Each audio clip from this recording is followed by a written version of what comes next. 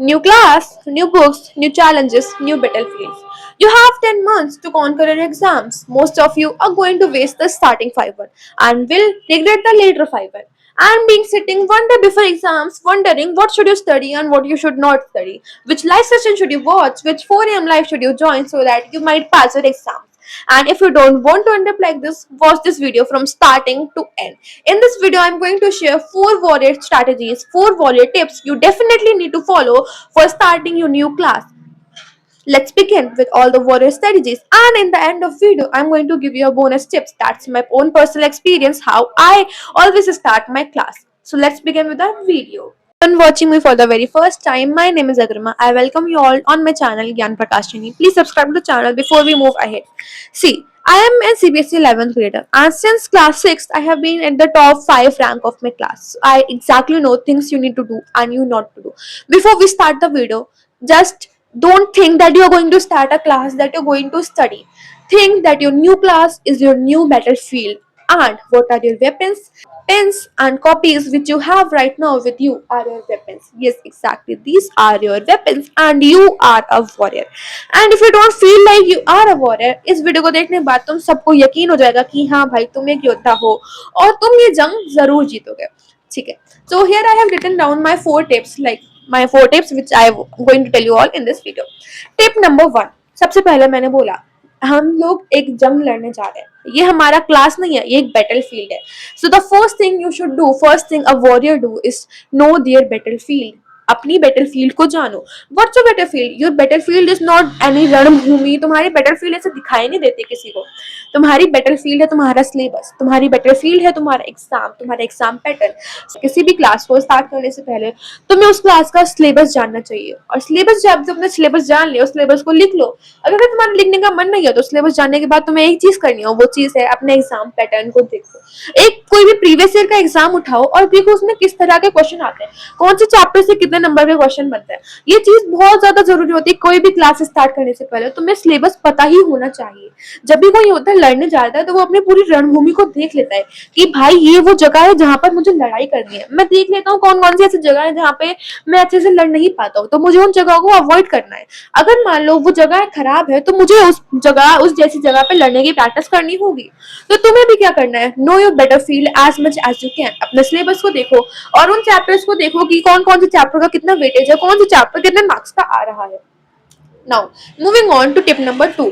Tip number 2 यानी कि step 2. Step 2 हमारे पास है शार्पन योर टूल्स. जब कोई भी योद्धा जाता है, कोई भी योद्धा लड़ने जाता है, तो ऐसा तो है नहीं कि वो अपने एकदम खराब टूल्स के साथ चला जाता है, खराब तलवार के साथ चला जाता है, ऐसे चला जाता है. ऐसा बिल्कुल भी नहीं होता है. वो अपनी तलवार को एकदम धार वाली तलवार लेकर जाते हैं और उनके पास एक स्पेशल तलवार होती है जो वो हर बार लेकर जाते हैं.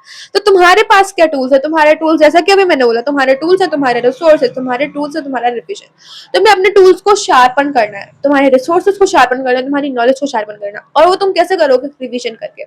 तुम्हें अपने दिमाग को शार्प करना है ताकि तुम सारी चीजें याद रख पाओ, सारी चीजें तुम एग्जाम से लिख पाओ. ऐसा होता है ना तुम्हारे साथ कि तुम पढ़ तो सब लेते हो पर तुम भूल जाते हो. तो यही चीज तुम्हें स्टेप नंबर 2 में करनी है. स्टेप नंबर 2 में तुम्हें रिविजन करना है बेसिकली, और ज्यादा कुछ भी नहीं करना है. रिविजन मतलब रीरीड नहीं होता है. You can use the active recall technique और the fragment technique. Step number 2 is sharpen your tools. तुम्हारे जो भी टूल्स हैं उन टूल्स को शार्प करो. तुम्हारे पास क्या टूल्स है? तुम्हारे टूल्स है तुम्हारी पढ़ाई, तुम्हारी बुक्स, तुम्हारे रिसोर्सेज. उनको तुम शार्प कैसे करोगे? उनको तुम शार्प करोगे रिवाइज करके. और यहाँ पर हमारा स्टेप नंबर 2 कंप्लीट होता है. अब हम बढ़ते हैं स्टेप नंबर 3 की तरफ. स्टेप नंबर 3 है नो योर ओपोनेंट. अपने जो तुम्हारा सामने वाला इंसान है जिससे तुम लड़ाई करने वाले हो, एक योद्धा सबसे पहले उसके बारे में जानते हैं. उसकी कमजोरी क्या है, उसकी प्लस पॉइंट्स क्या है, वो कहाँ कहाँ ऐसी कौन सी चीज है जो मैं करूँ जिससे वो इरिटेट हो जाए, लड़ाई छोड़ दे, आप हार जाए. तो अपने ओपोनेंट को जानना बहुत ज्यादा जरूरी होता है. पर तुम्हारा ओपोनेंट कोई इंसान नहीं है. तुम्हारे ओपोनेंट तुम खुद हो. तुम्हारी प्रोक्रास्टिनेशन है, तुम्हारे एग्जाम से तुम्हारी प्रोक्रास्टिनेशन, तुम्हारी वो सारी हैबिट जिनकी वजह से तुम पढ़ाई नहीं कर पाए हो, जिनकी वजह से तुम आज तक अच्छे मार्क्स नहीं लेकर आ पाए हो, बट इस साल तुम लाना चाहते हो. इस साल तुम सोच रहे हो कि तुम कुछ अलग करो, तुम एक नए इंसान बनो, नया वर्जन बनो. तो अगर तुम्हें एक नया वर्जन बनना है तो अपने उस पुराने वर्जन को मानना होगा. और वो पुराना वर्जन है तुम्हारा ओपोनेंट, तुम्हारा दुश्मन वही पुराना वर्जन है. तो सबसे पहले अपने ओपोनेंट को जानो. ऐसी कौन कौन सी आदतें हैं जो तुम करते हो जो तुम्हारे लिए सही नहीं है, ऐसी कौन सी चीजें जो तुम्हें बदलनी है. तुम्हारा ओपोनेंट केवल तुम नहीं हो, तुम्हारा ओपोनेंट है तुम्हारा एग्जाम पेपर। टीचर्स किस तरह से कौन कौन सी चीजें एग्जाम में लिख सकते हैं। देखो, जो तुम लोग क्लासेस जाते हो ना स्कूल्स में, स्कूल्स अगर तुम लोग 6, 7, 8, 9th में हो, तो तुम्हारे स्कूल का एग्जाम मतलब तुम्हारा जो पेपर है वो तुम्हारे टीचर सेट करते हैं। तो तुम स्कूल जा रहे हो, तुम लोग फालतू की बातों में लगे रहते हो। इन फालतू की बातों की जगह थोड़ा बहुत लेक्चर्स पे भी ध्यान दे लिया करो कि टीचर कौन से टॉपिक को इंपॉर्टेंट बता रहे हैं। ऐसी कौन सी चीजें टीचर कह रहे हैं बार बार पढ़ा रहे हैं, रिवीजन वर्क में वो चीजें दे रहे हैं, उन चीजों पे ज्यादा फोकस करो, क्योंकि बहुत ज्यादा प्रोबेबिलिटी होती है कि वो चीजें एग्जाम में आ सकती है। ठीक है, तो अपने ओपोनेंट को अच्छे से जानो। तुम्हारे दो ओपोनेंट से, पहला तुम्हारा एग्जाम पेपर, दूसरा तुम्हारा वो ओल्डर वर्जन जिसको तुम्हें चेंज करके एक नया वर्जन बनाना है। And fourth and the last step is the final fight start today. तुम्हारी लड़ाई बहुत दूर है, मतलब अभी तुम्हारी लड़ाई नहीं होने वाली है, तुम्हारी लड़ाई बहुत दूर है। तो क्या पता तुम्हें शायद से बीच में आलस आ सकता है कि भाई यार अभी तो बहुत दिन है, अभी पढ़ के क्या करना, बाद में पढ़ लेंगे। बट रिमेम्बर, तुम अगर अभी से शुरू करोगे तभी तुम आराम से लास्ट तक धीरे धीरे करके खत्म कर पाओगे। तुमने कछुए खरगोश की कहानी तो पढ़ी होगी, जो जल्दबाजी करेगा वो हमेशा हार जाएगा। इसलिए तुम्हें धीरे धीरे करके थोड़ा थोड़ा सिलेबस करके कंप्लीट करना है। अगर तुम आज नहीं करोगे तो तुम कभी भी नहीं कर पाओगे। इसको फिक्स करने के लिए दो चीजें हमारे पास, टाइम पैराडॉक्स और डिसिप्लिन। तुम्हें डिसिप्लिन होना होगा, तुम्हें होना होगा कि भाई मुझे बस 1 घंटा, तुम्हें दिन से एक, अभी तुम्हारे पास बहुत टाइम है, तुम्हें 1 से 2 घंटा निकालना है सिर्फ का, जहाँ पे तुम एकदम अच्छे से प्रोडक्टिव स्टडी करो।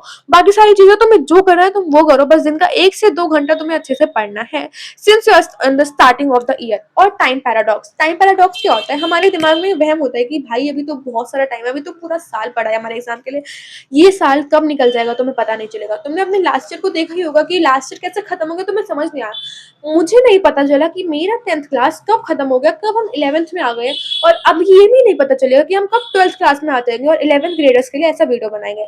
सो टाइम पैराडॉक्स में मत फंसना, डिसिप्लिन रहना और अभी से स्टार्ट कर दो।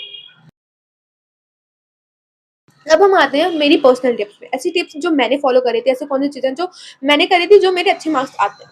The things I do is, सबसे पहले तो अपनी बुक को पढ़ो, सबसे पहले अपनी किताबों को पढ़ो, या फिर तुम चाहे तो लेक्चर देख लो। अगर तुम नए नए क्लास में आए तो सबसे पहले तुम एक लेक्चर खोल के देख लो, एक ऐसे टीचर का लेक्चर देखो जो तुम्हें लगता है कि हाँ भाई तुम इसको फॉलो कर सकते हो, जिसके चीजें में अच्छे से समझ आ रही है। सबसे पहली बात, तुम्हें किसी पे अंधा भरोसा नहीं करना है, भले वो कितना भी अच्छा टीचर हो, भले उसकी कितनी भी ज्यादा फेम हो, पर तुम सेम नहीं हो। वो टीचर सेम है, उस टीचर को लाखों बच्चों को पढ़ाना है, वो टीचर पूरी कोशिश कर रहा है कि वो सारे बच्चों की जो थिंकिंग पावर है उसको मैच कर सके। बट क्या पता तुम्हारी थिंकिंग पावर दूसरे बच्चों से अलग है, तुम्हें वो दूसरे बच्चों से थोड़ा बहुत स्लो समझ आता है, तुम्हें दूसरे बच्चों से जल्दी समझ आ जाता है। तो तुम अपने लिए एक ऐसा टीचर ढूंढो जिससे तुम्हें समझ आ रहा है, ना कि कोई ऐसा टीचर जिसको सब लोग ब्लाइंडली फॉलो कर रहे हैं। मान लो तुम्हें कोई ऐसा पीडब्ल्यू है, मान लो फिजिक्स वाला है जिसको तुम अच्छे से फॉलो करते हो, ये अलग सर अच्छे से पढ़ाता है। इफ अलग सर अच्छे से पढ़ाता है डजंट मीन कि उनके जो फाउंडेशन है उनके सारे टीचर्स अच्छे से पढ़ाते हो। ऐसा तो जरूरी नहीं है ना कि तुम्हें हर एक टीचर की कही हुई हर एक बात समझ आ जाए। तो अपने लिए एक ऐसा टीचर ढूंढो जिससे तुम्हें अच्छे से समझ आए। तुमने टीचर ढूंढ लिया, तुमने उसके लेक्चर्स देख लिए, लेक्चर देखने के बाद तुम्हें क्या करना है, तुम्हें अपनी बुक्स पढ़नी है। डेफिनेटली बुक पढ़ना बहुत ज्यादा जरूरी होता है since you are starting from now, मतलब अभी तुम 1 अप्रैल पे खड़े हो और तुम्हारे पास अभी बहुत सारा टाइम है, तो तुम बुक्स आराम से पढ़ सकते हो। और जब तुम लेक्चर देखने के बाद बुक पढ़ोगे तो तुम्हें कनेक्ट होगा कि भाई ये चीज तो मैंने लेक्चर में देखी थी, सरिया मैम ने ये चीज मुझे पढ़ाई थी, हाँ यही सेम चीज बुक में है, तो तुम्हें थोड़ा इंटरेस्ट आएगा कि हाँ देखते हैं और क्या क्या चीजें जो मैम ने मुझे पढ़ाई थी। ठीक है, तो तुम्हें क्या करना है, लेक्चर देखना है, तुम्हें बुक्स पढ़नी है, और बुक्स पढ़ने के बाद तुम्हें क्या करना है, रिवीजन करना है। मान लो तुमने एक चैप्टर है जो तुमने पूरा मतलब पढ़ लिया है, पूरा उसका लेक्चर देख लिया है, अब तुम्हें उसको रिवाइज करना है। रिवाइज ऐसा नहीं करना है कि मान लो तुमने 1 घंटा लगा चैप्टर खत्म करने में, 2 घंटे लगे चैप्टर पढ़ने में, अब तुम फिर से 1 घंटा लगा रहे हो चैप्टर को रिवाइज करने में, ऐसा नहीं है। उस चैप्टर को रिवाइज करने में तुम्हें ज्यादा से ज्यादा आधा घंटा लगना चाहिए। और चैप्टर को रिवाइज कैसे करोगे, एक्टिव रिकॉल से या फिर फेमेंट टेक्निक से। फेमेंट टेक्निक क्या कहती है, फेमेंट टेक्निक मतलब तुम किसी को पढ़ा रहे हो, ऐसे पढ़ो कि तुम किसी को पढ़ाने वाले हो और किसी को जल्दी जल्दी चीजें पढ़ा दो। या फिर तुम एक्टिव रिकॉल कर सकते हो, किताब कॉपी बंद करो और अपने आप से लिखो कि तुम्हें क्या क्या याद आ रहा है। जो चीजें तुम्हें याद नहीं आ रही है तुम वो चीजें अपने आप से याद कर लो। Fourth thing is practice. जब तुमने पूरा रिवाइज कर लिया है, तुमने पूरा अच्छे से पढ़ लिया, तुमने सारे लेक्चर्स देख लिया, तब तुम्हें प्रैक्टिस करनी है, ये देखने के लिए कि तुम्हें कितना आता है, तुम कितने पानी में हो। अगर तुम ऐसे कुएं के मेढक बन के बैठे रहोगे कि भाई मुझे तो सब आता है, मैं तो सब पढ़ा, तो तुम हमेशा कुएं में ही रह जाओगे। तो इसलिए तुम्हें प्रैक्टिस करना बहुत ज्यादा जरूरी होता है। मुझे पता है तुम लोगों को प्रैक्टिस से डर लगता है, मुझे भी प्रैक्टिस से बहुत ज्यादा डर लगता था, बहुत ज्यादा डर। मुझे लगता था कम मार्क्स आएंगे तो क्या हो जाएगा, बट जस्ट रिमेंबर ये तुम्हारी फाइनल बैटल फील्ड नहीं है, इसे तुम्हारा एक सैंपल पेपर है। इसे तुम्हारी प्रैक्टिस है जो तुम्हें थोड़ी बहुत देर करनी है, बस ज्यादा नहीं करना है। और कोई तुम्हें इस प्रैक्टिस के बेसिस पर जज नहीं करेगा। क्या पता जो तुम्हारा एग्जाम रिजल्ट है उसके बेसिस पर सब लोग तुम्हें जज करें, बट अभी तुम्हें प्रैक्टिस कर रहे हो, इसके बेसिस पे कोई भी तुम्हें जज नहीं करने वाला है। उसके बाद है तुमने सब कर लिया बट फिर भी कोई ऐसा टॉपिक है जो तुम्हें समझ नहीं आ रहा है, जिसका क्वेश्चन बार बार गलत हो रहा है, तो उसको डिस्कस करो, अपने फ्रेंड से डिस्कस करो, अपने पेरेंट्स से डिस्कस करो, अपने टीचर से डिस्कस करो। अगर तुम टीचर से बात नहीं करते हो तो भाई उनसे जाकर क्वेश्चन पूछो। टीचर्स तुम्हारे दुश्मन नहीं है, टीचर्स तुम्हारी हेल्प करने के लिए स्कूल में रखे गए हैं। और तुम चाहते हो, तुम्हारे पास ज्यादा दोस्त नहीं तो तुम एआई से बात कर सकते हो, तुम एआई से पूछ सकते हो कि भाई ये चीज है, ये चीज मुझे समझ नहीं आ रही है, मैं इसको कैसे समझू। जो तुम एआई से फालतू फालतू चीजें करते रहते हो ना, एआई का अच्छे से यूज करोगे तो तुम एक अच्छी इंसान बनोगे, तुम्हारे खुद के इंप्रूवमेंट के लिए बनाई गई है एआई। एआई को अपना दोस्त बनाओ और उससे बोलो कि भाई मुझे ये एक्स वाई जी चीज समझ नहीं आ रही, क्या तुम इसके मेरे एज अ फ्रेंड मेरे साथ डिस्कस कर सकते हो कि ये चीज जिससे कि मुझे आसानी से समझ आ जाए। तो वो सेम तुम्हारी लैंग्वेज में एज योर फ्रेंड तुम्हें समझा देगा कि तुम्हें क्या क्या चीजें करनी है, क्या क्या चीजें नहीं करनी है। और यहीं पे खत्म होती है मेरी फाइनल टिप्स। अब मेरी एक बात सुनो, लड़ाई जो है वो शुरू हो चुकी है, तुम एक योद्धा हो, तुम्हें क्या करना है, तुम्हें उठ के लड़ना है। जब तक तुम बिस्तर पे पड़े पड़े ये वीडियोस देखते रहोगे, कुर्सी पे बैठे बैठे ये वीडियोस देखते रहोगे, उससे कुछ नहीं होने वाला है। उठो, लड़ो, आगे बढ़ो, एक अच्छे इंसान बनो, तुम वो वर्जन बनो जो तुम बनना चाहते हो। लोगों की बातें मत सुनो, ये तो बोलते रहते हैं, इनका काम है बोलना। प्लीज पढ़ो, क्योंकि तुम्हें खुद को एक बेटर वर्जन बनाना है। आज की डेट लिखो, अभी इसी वक्त जाओ और कहीं पे भी किसी भी कॉपी में किसी भी डायरी में आज की डेट लिखो। और आज की डेट लिखने के बाद एक साल बाद की डेट लिखो। आज जो मेरे मन में आ रही है बहुत सारी चीजें तुम यहाँ पर लिखो, फिर एक साल बाद आकर देखना कि कौन कौन सी चीजें थी जो तुम सोच रहे थे, क्या तुम वो चीजें कर पाए, क्या वो चीजें तुम्हें इफेक्ट कर रही हैं अभी भी। क्योंकि एक साल बाद तुम अपने इस बेटर वर्जन को देख पाओगे। मुझे पता है ये एक साल का टाइम पीरियड बहुत ज्यादा बड़ा है, इसीलिए तुम्हें अपने टाइम को मंथ्स में डिवाइड करना होगा। अगर मंथ्स में तुम्हें बहुत बड़े लगते हैं तो वीक्स में, वीक्स से बड़े लगते हैं तो तुम्हें डेज में, डे वाइज तुम्हें डेली रूटीन बनाना होगा, डेली प्लान्स बनाना होगा कि भाई आज मैं इन चीजों को कॉन्कर करने वाला हूँ, आज मैं इन चीजों को कॉन्कर करने वाली हूँ, आज मुझे ये करना ही करना है। ठीक है, speak up and fight, you are a warrior. अगर तुम अभी नहीं लड़े ना तो बाद में कोई तुम्हें मदद करने नहीं आने वाला है, तुम्हें खुद से लड़ना होगा, खुद से अपने प्रॉब्लम्स को सॉल्व करना होगा। ज्यादा टेंशन नहीं लेनी है, स्ट्रेस लेके काम नहीं करना है हमें, एकदम खुश होकर टेंशन फ्री माइंड से हमारा काम करना है।